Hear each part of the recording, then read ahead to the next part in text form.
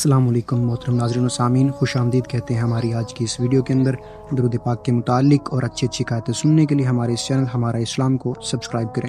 یقیناً درود پاک پڑھنے کی بہت ساری برکتیں حاصل ہوتی ہیں، اور ایک شخص کو یہ برکت حاصل ہوئی کہ جو شخص بھی اس کو دیکھتا تو اس کی زبان پر درود جاری ہو جاتا۔ شیخ اکبر محی الدین ابن عربی قدس سرہ النورانی نے فرمایا، جو کہ سلطنت عثمانیہ کے ایک عظیم بزرگ تھے، فرماتے ہیں کہ میں نے درود پاک پر کما حق ہمیشگی کرنے والا سوائے ایک عظیم فرد کے کسی اور کو نہیں دیکھا۔ وہ ہسپانیہ کے ایک لوہار تھا، اور وہ اتنا درود پڑھتا تھا کہ جس کی وجہ سے وہ اللہم صلی علی محمد کے نام سے ہی مشہور ہو گیا۔ جب میں نے اس سے ملاقات کی تو میری درخواست پر اس نے دعا کی، جس کا مجھے بہت ہی فائدہ ہوا۔ اس کے پاس جو مرد، عورت یا بچہ آ کر کھڑا ہوتا تو اس کی زبان پر بھی درود پاک جاری ہو جاتا۔